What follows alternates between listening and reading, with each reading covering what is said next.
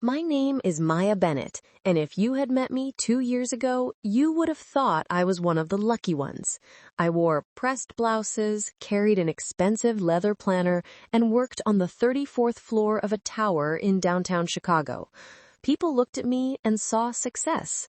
Executive assistant to Nathaniel Caldwell. The Nathaniel Caldwell, CEO of Caldwell and Pierce. A consulting empire that advised everyone from Fortune 500 companies to senators with White House ambitions. On LinkedIn, my role sounded glamorous. In reality, it was a gilded cage. When you're an executive assistant, you don't just organize calendars. You become the invisible extension of the man you work for. You anticipate moods, cover mistakes, and know exactly when silence is more useful than words. You also learn things you can't unlearn. I knew Nathaniel's schedule down to the minute, his allergies, how he liked his whiskey poured. I also knew the side he didn't show clients, the way his jokes weren't jokes at all, the way he let his eyes linger too long, the smirk that made women at company events shift uncomfortably. The first time I noticed it was at a client dinner. A young associate wore a red dress, and Nathaniel raised his glass, smiling too wide. Red suits ambition and temptation. The table chuckled politely. The associate went quiet. A month later, she resigned. At the time, I told myself it wasn't my business. Survival in corporate life meant compartmentalizing. Powerful men said stupid things. Women learned to brush them off. That was the rule, wasn't it? But over the years, the small things piled up like stones in my chest. I was 31, too old to be naive, too young to be untouchable. 6 years I had worked for Caldwell and Pierce. 6 years of 14-hour days, rearranged vacations, being called sweetheart when he wanted something and kiddo when he wanted to undermine me. 6 years of being both indispensable and invisible. Some days I convinced myself I didn't mind.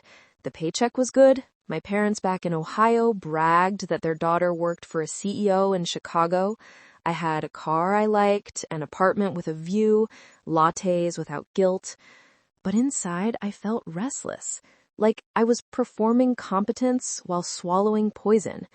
The breaking point came one Friday evening in late September. I was packing up to catch a train to visit my sister when Nathaniel appeared. Tie loosened, smile rehearsed. Maya, I need your help tonight. The investor deck for Monday is a mess. The numbers don't line up. Come with me. We'll go over it. I hesitated. Can't we just do it here? The projector's not working, and I've got the updated files at my place. It'll only take an hour. You're the only one I trust with this. That's how he operated. Compliments laced with command. Refusal never sounded like an option. Loyalty was his favorite leash. His apartment was on the 40th floor of a luxury high-rise, minimalist, spotless, designed to impress. The skyline glittered beyond the windows like a stage backdrop. He poured wine without asking if I wanted any. I opened my laptop, determined to keep things professional. But he didn't touch the files. He leaned too close, voice dropping. You know, Maya, you're the backbone of this company. Couldn't do it without you. Thank you, I muttered, stepping away. He followed. You work too hard. You should let yourself relax. His hand brushed mine. I pulled back. Let's just get this done. He smiled, sharp and humorless. Always so serious. That's what I like about you. What happened next? Some things don't need detail. He cornered me. He used his size, his position, his practiced entitlement. My protest meant nothing. His grip was quiet, deliberate, rehearsed. When it was over, he handed me the file as if we had simply finished a meeting. We'll review these Monday, he said, voice casual. Don't be late. I left in silence, numb. The elevator ride down felt endless. By the time I reached the street, the city lights looked foreign. On the train home, my reflection in the glass was a stranger's face. 31-year-old, polished, professional, and shuttered. That night I didn't sleep.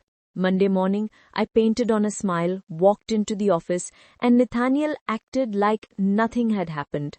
He joked with partners, nodded at me in meetings, brushed my shoulder as if we were still the polished pair everyone envied.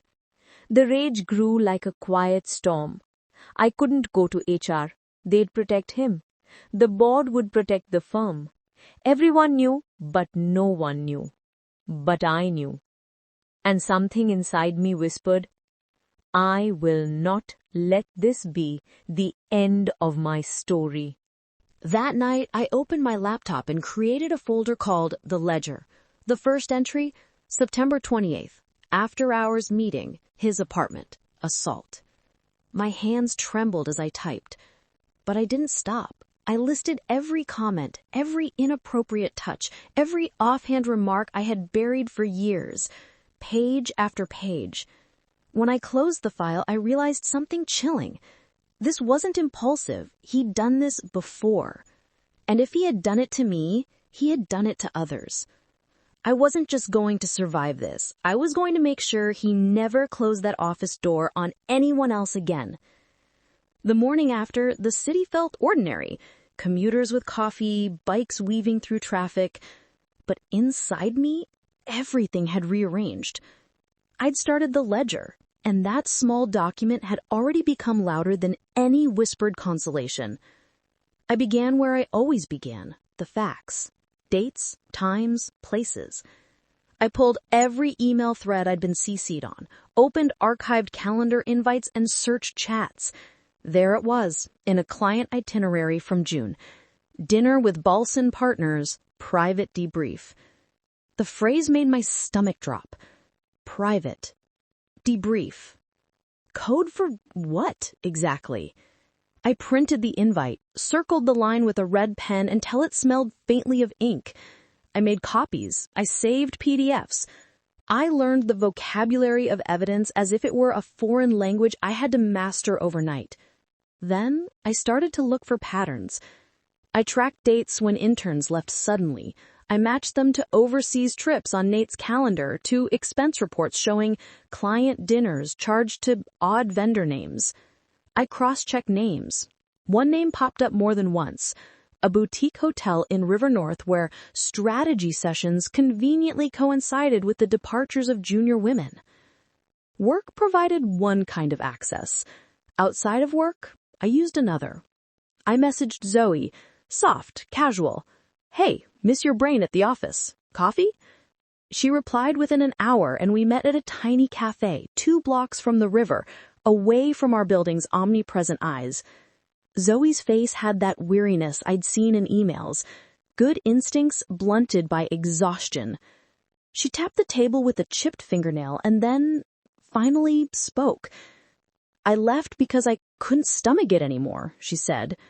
There are emails. I kept one. He wrote to me about playing the long game with interns. It wasn't flattering language. She handed me an envelope. Inside, a printout of a message, a photo of a hotel receipt, a note scrawled in her hand, April 17, Nate dinner. Leela vanished after this. My throat tightened. Next was Leela. She was younger, still new enough to the corporate world that the edges of cynicism hadn't smoothed over her. We met in the back corner of the library, voices low. She slid a folded paper across to me. Timestamps from a voicemail she'd saved, shaky but audible. Nate's voice, tipsy at 2 a.m., saying, "Come by my place, we'll go over the deck." Leela's resignation letter lay beside it. She'd left 2 weeks later. We became collectors. Priya, Nate's travel coordinator, texted me photos of hotel folios with room numbers circled in red. "Weird," she said in the message. "Why is Executive Suite 1005 listed under Private Client?" Her handwriting in the margins matched my sense of alarm. These weren't rumor anymore. They were threads I could pull. But I learned early that artifacts alone wouldn't topple him. Patterns needed to be airtight. Metadata mattered. Timestamps mattered. Chain of custody mattered. So I called Ava Chen. Ava smelled of lemon and leather and didn't waste time asking me how I felt. She asked for dates, for copies, for the backstory. When I finished, she steepled her fingers and said, "You've got something, Maya. Pattern, corroboration, those are not small things.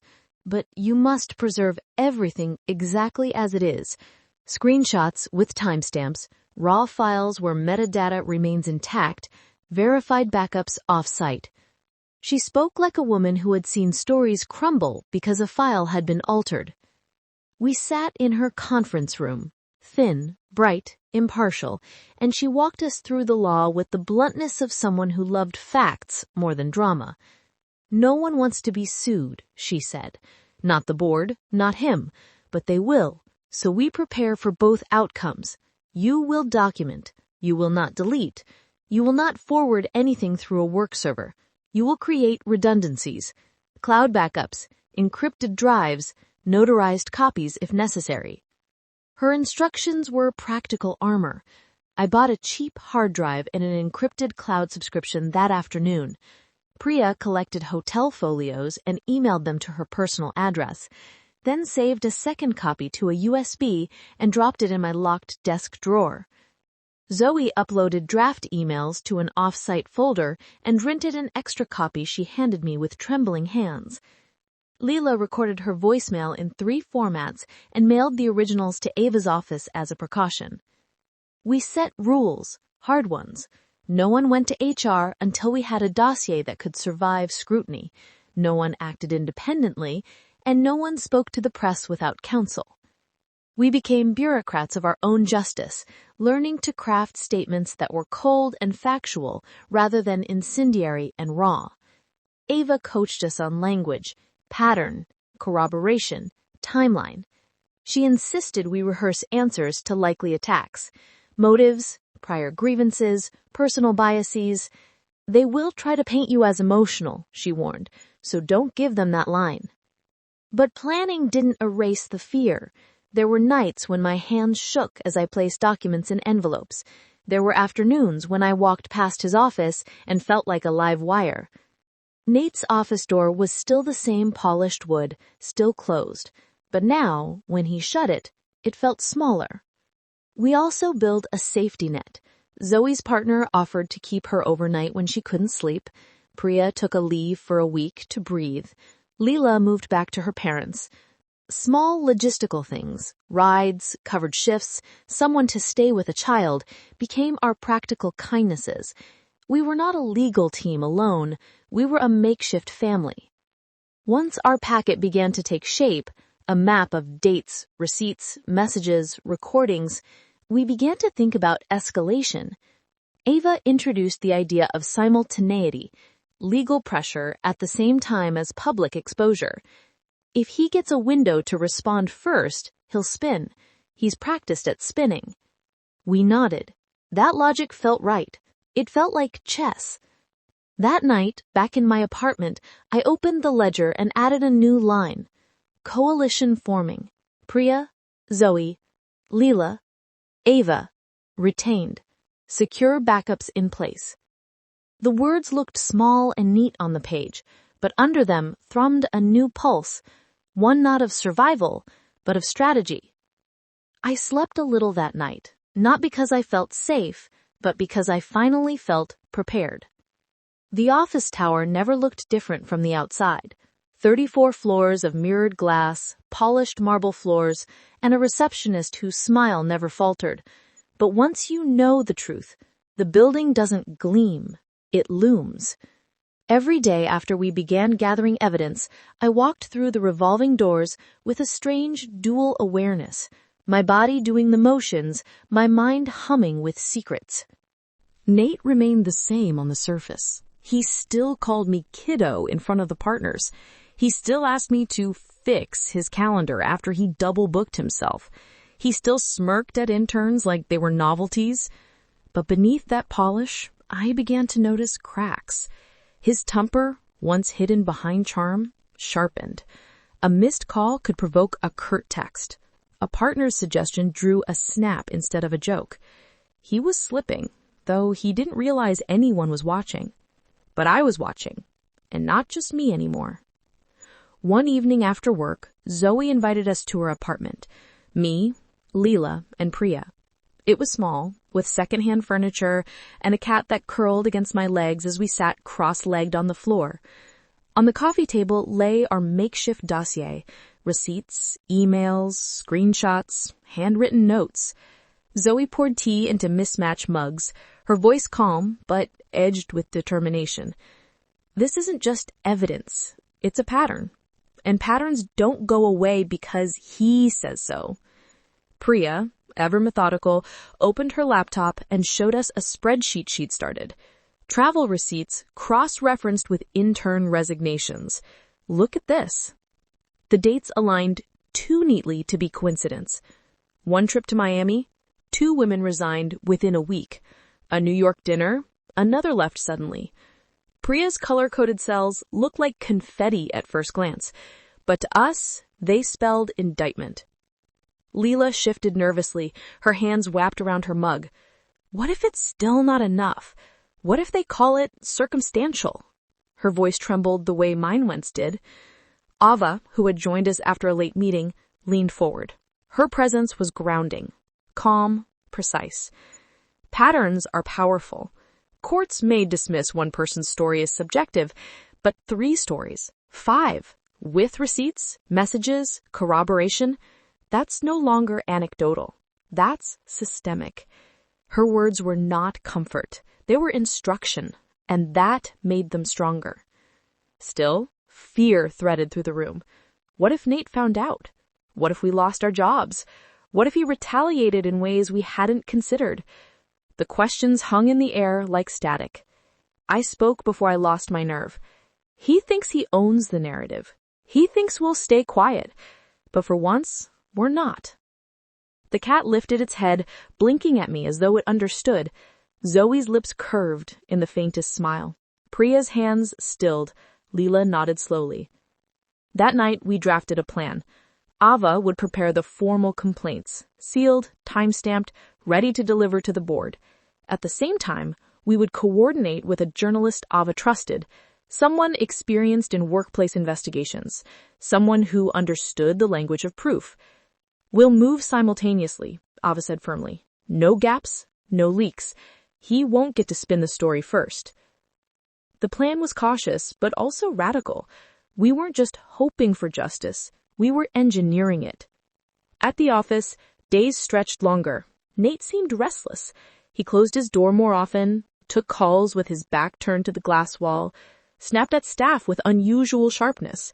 Once he stormed past my desk muttering, "Idiots can't keep their story straight," before catching himself and flashing me his practice grin. "Long day, kiddo." I smiled back, but inside, my stomach clenched. The cracks were widening. Meanwhile, whispers had started among the staff.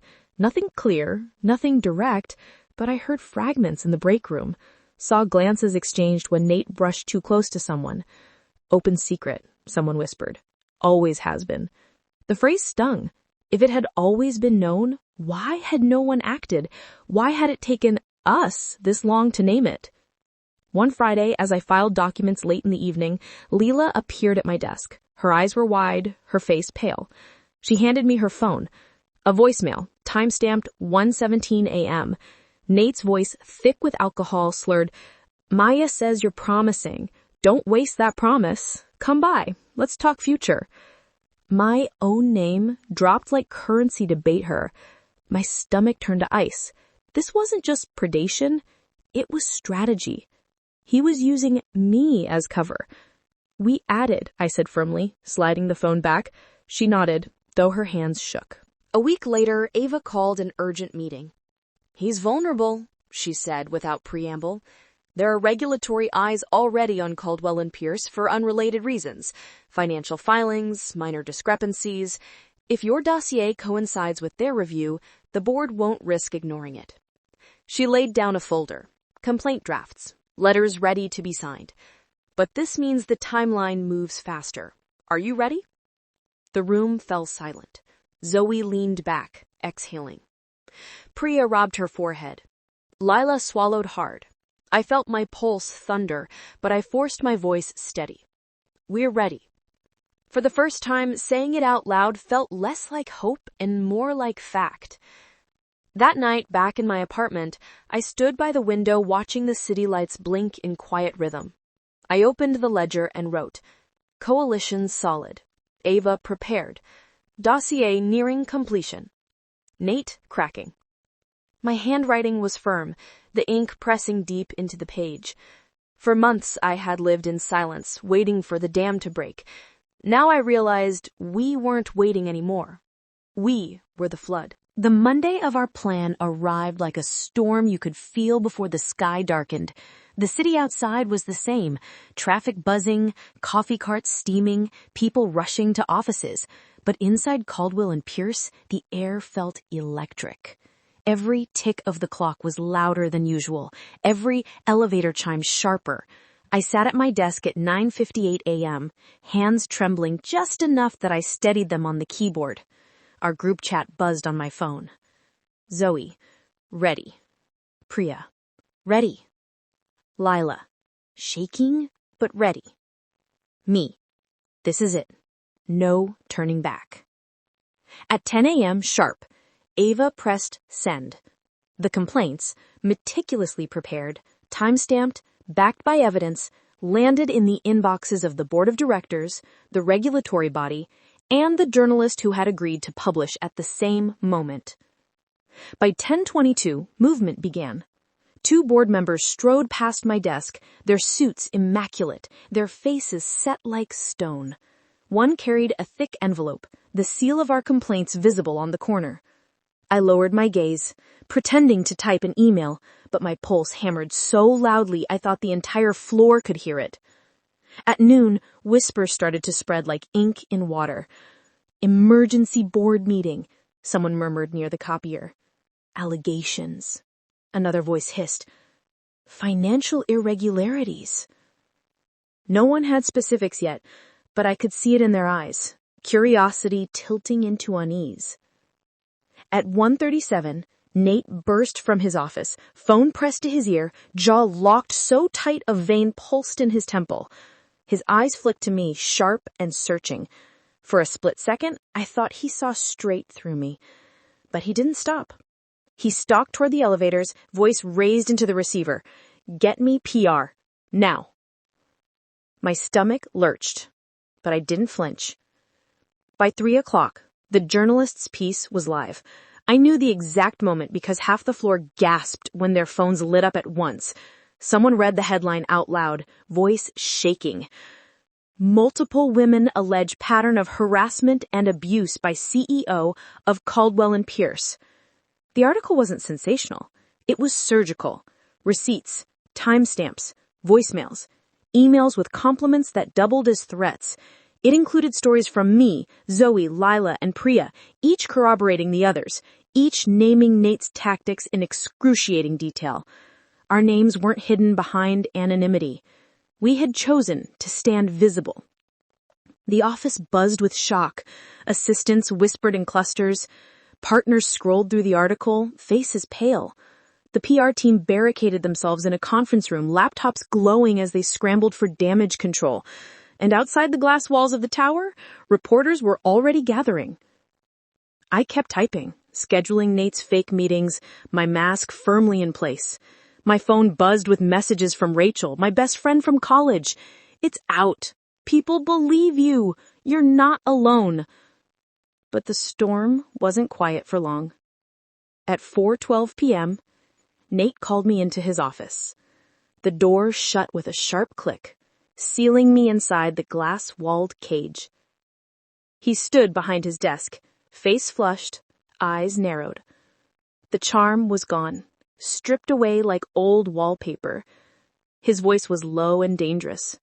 You think I don't know. What? You and your little friends.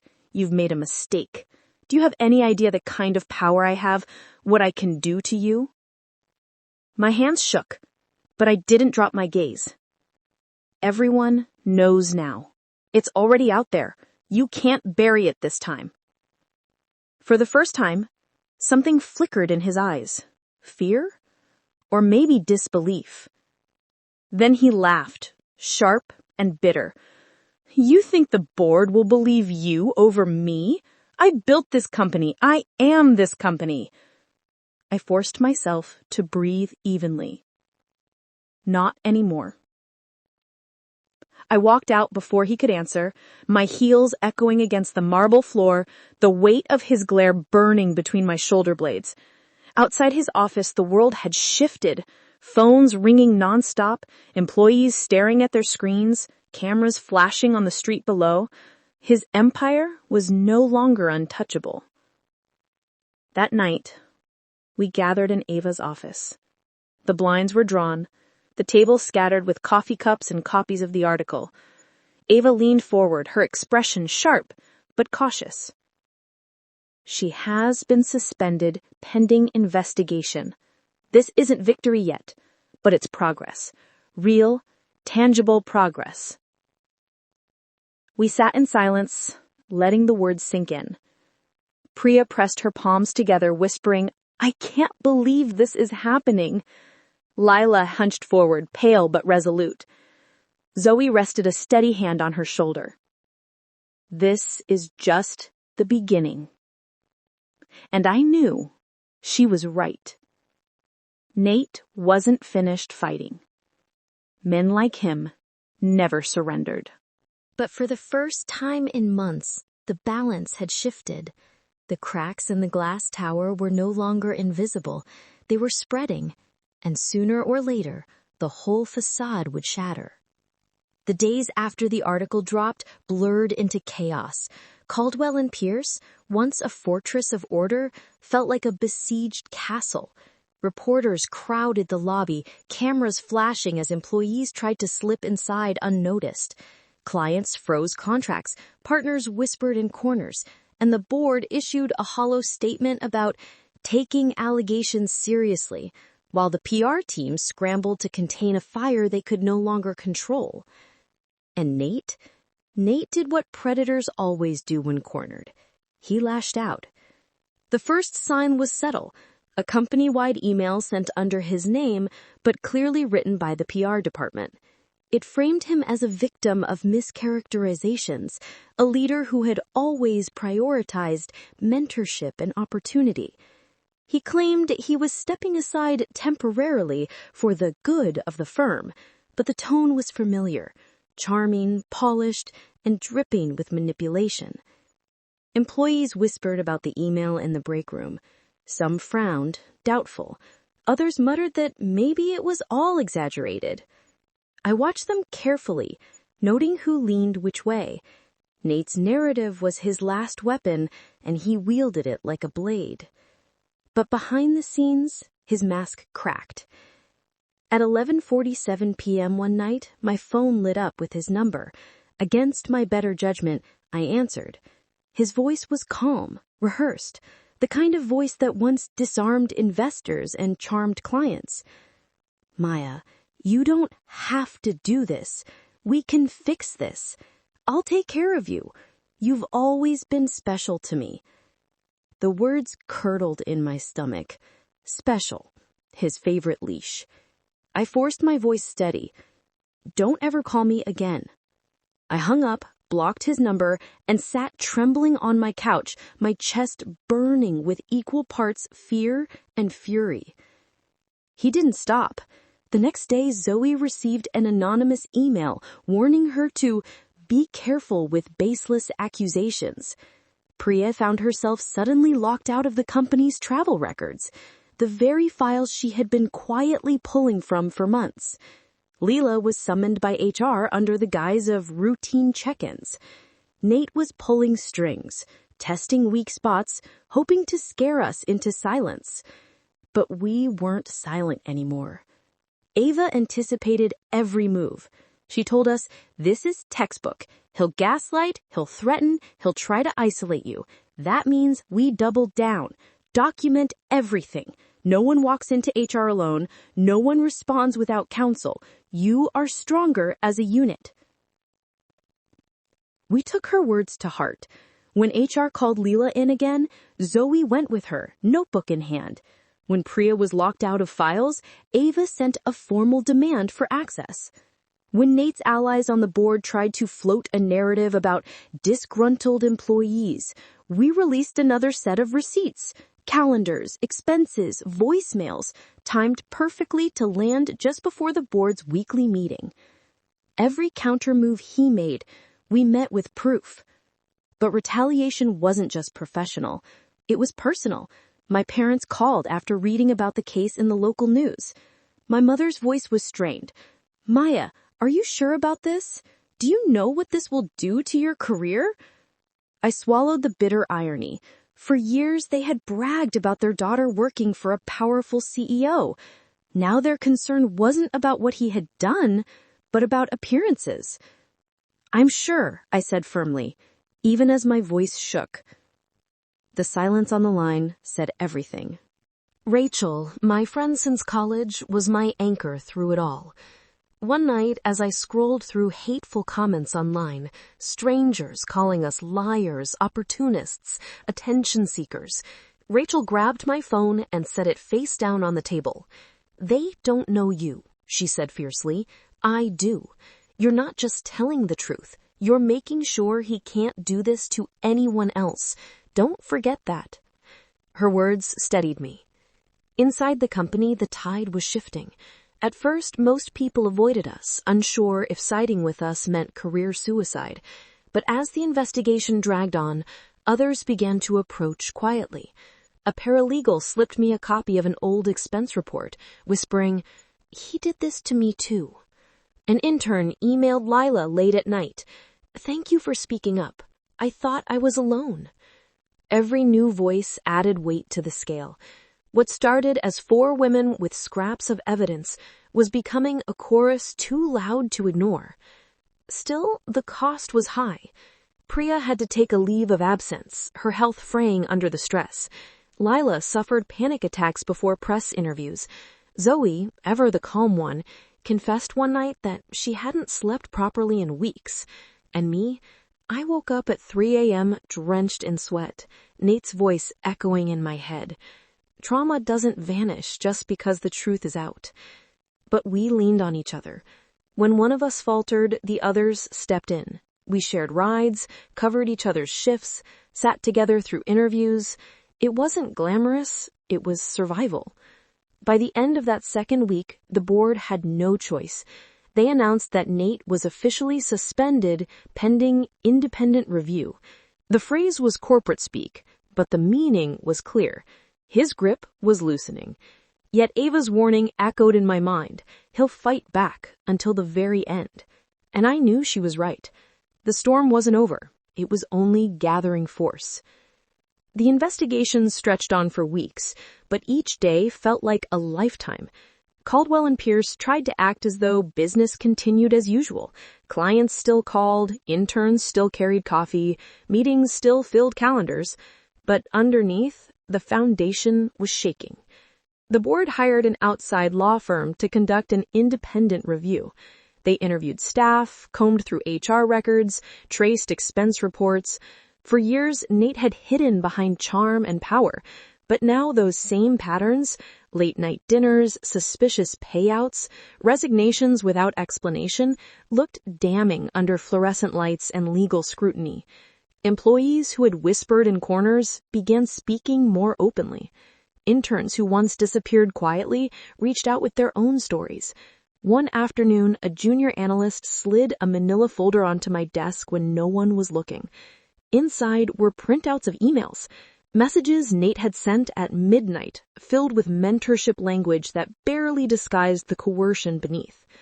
Every piece of evidence stacked higher, and every day his defense weakened.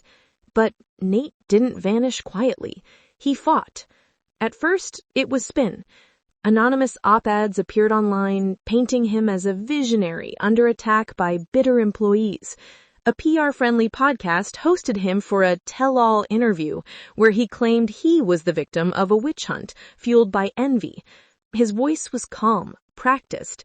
He even invoked phrases like cancel culture and smear campaign. For a moment, it worked. Comments online turned cruel, calling us liars, opportunists. My inbox filled with anonymous threats. Priya broke down one night sobbing. What if people believe him? But Ava reminded us, spin doesn't erase receipts. Evidence wins. Keep steady. So we did. We released carefully chosen pieces of the dossier through the journalist. Voicemails, receipts, travel records. The narrative shifted back, each proof cut through the noise like a blade. Then came the financial blow. Regulators uncovered that Nate had disguised hush settlements as consulting fees. Several of his personal accounts were frozen.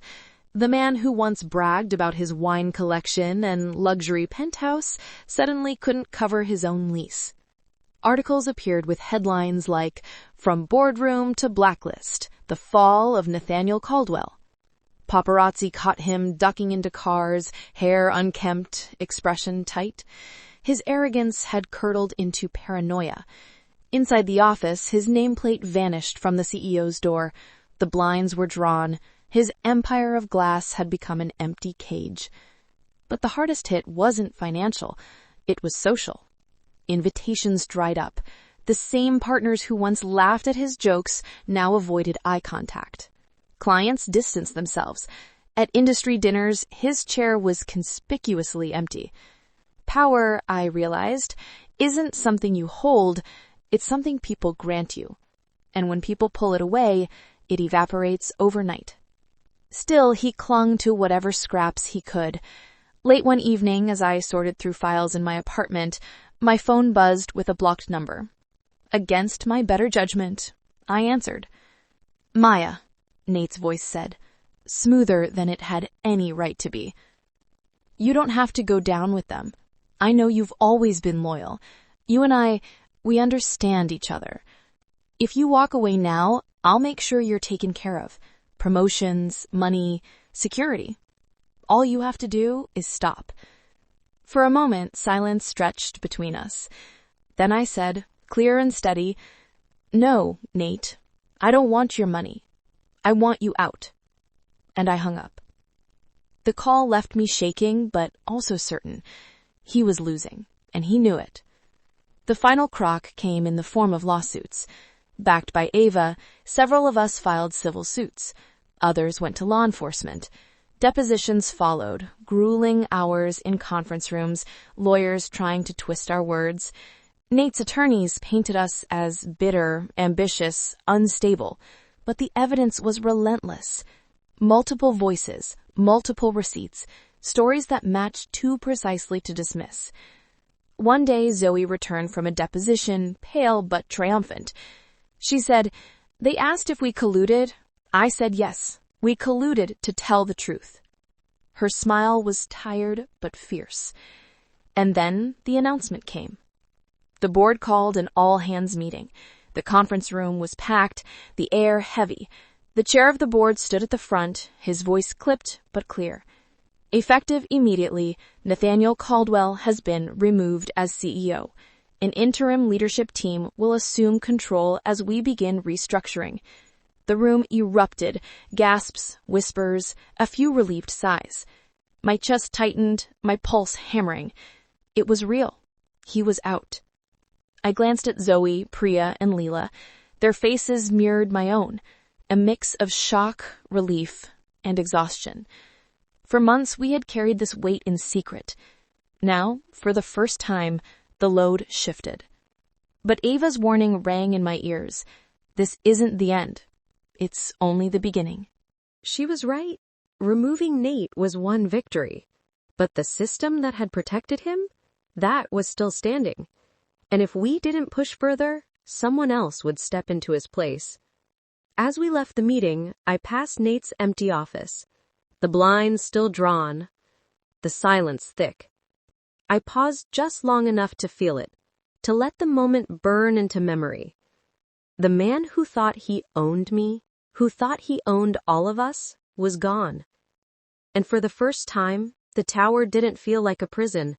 It felt like a battlefield we had survived. Nate's removal should have felt like an ending, but in truth, it was a beginning. An echo that carried further than I could have imagined. The first weeks after his downfall were chaos. Reporters swarmed the plaza outside Caldwell and Pierce, cameras flashing every time an employee stepped out for coffee. Headlines spun faster than we could read them. CEO toppled in harassment scandal. Whistleblowers break decade of silence. Industry giant faces reckoning. For once, we weren't invisible. Our stories, our pain, were front-page news. But visibility brought consequences. Anonymous emails still dripped into my inbox, calling us liars, manipulators, career destroyers. Old colleagues unfriended me on LinkedIn, as if association alone was dangerous. I woke at 3 a.m. some nights with my heart pounding, half expecting mate to be outside my door. And yet, there was something new beneath the fear. Pride. We hadn't just survived. We had forced the world to listen. We called ourselves Echo almost by accident. At first, it was just a group chat between Zoe, Priya, Leela, and me. A place to vent, share updates, remind each other we weren't alone. But then other women from the firm began reaching out. Former interns, assistants, even clients. They'd heard what we'd done. They wanted to tell their stories too. Ava, always ahead of the curve, suggested formalizing it. If you want lasting change, she said one night over tea, you need structure, a banner to rally under. Otherwise, the industry will move on and so will the headlines. So we became Echo, an advocacy network for women silenced by power. Our first event was small, a rented library room with foldable chairs and free coffee. I half expected no one to come, but by the start time, the room was full. 40 women, some young, some middle-aged, all carrying the same weary look I recognized in my own mirror. We didn't preach. We listened. One by one, voices filled the space. Stories of bosses who mentored too closely, contracts tied to favors, careers derailed by whispered rumors. Each account landed like a shard of glass. But as the night went on, something remarkable happened. The fragments formed a mosaic. None of us were broken alone. Together, we were a pattern. Clear, undeniable. By the end, people were hugging, exchanging numbers, promising to testify for each other. For the first time, silence wasn't winning. Meanwhile, Nate's world collapsed further. Lawsuits piled up. Clients severed ties. Industry awards rescinded his name. Whispers turned into public statements. Men who once toasted him now declared they'd always had concerns. I saw a photo of him online once, sitting on the courthouse bench, hair thinning, suit wrinkled. The caption read, "Disgraced executive awaits fraud hearing." There was a time when that image would have satisfied me, a neat ending tied with poetic justice. But staring at it, I felt nothing. No thrill, no vengeance, just emptiness. Because justice wasn't about watching him fall. It was about making sure no one else had to climb the same walls of silence we had. Months passed. Echo grew. We partnered with journalists, lawyers, and therapists. Priya, once terrified of speaking publicly, became our fiercest spokesperson, her trembling voice at that first press conference evolving into a commanding presence that made lawmakers lean forward. Zoe launched a mentorship program for interns, ensuring they had allies where once they had predators. Leela began consulting companies on safer workplace structures. And me? I wrote. Late nights at my kitchen table, I poured everything into essays, op-eds, guides, translating pain into blueprints for survival. Some pieces went viral, shared thousands of times. Each share felt like a message echoing outward. You are not alone. We see you. One evening, after an echo gathering in a community center basement, Ava pulled me aside. You've built something bigger than survival, she said. You've built a future. Her words got me off guard. I thought back to the woman I had been, The assistant who whispered yes sir through gritted teeth, who sat paralyzed in her boss's kitchen, who believed silence was the only shield. That woman still lived inside me, but she wasn't steering anymore. I didn't do it alone, I told Eva. No, she agreed. That's the point. The night of our 1-year anniversary, we gathered in a rented loft strung with white lights. Dozens of women filled the room, their laughter echoing off exposed brick walls. There were speeches, applause, tears. When it was my turn to speak, I looked out at the crowd. Faces I once would have overlooked in office hallways, now shining with resilience. I used to think independence meant surviving in silence. Now I know independence means refusing to carry shame that was never ours to begin with. It means raising our voices until the echoes shake the walls. The applause rolled over me like a wave. Later, standing by the window, I looked out at the city skyline. Towers of glass and steel glittered against the night sky, monuments to ambition and greed. For years, those towers had felt like prisons. Now they looked different, like fortresses we had breached. My phone buzzed. A message from Zoe. Echo is trending. I smiled not at the fame, but at what it meant. Our voices had carried. Our stories were no longer buried. Nate's empire had fallen, but ours was just beginning. And this time, it wasn't built on silence. It was built on echoes.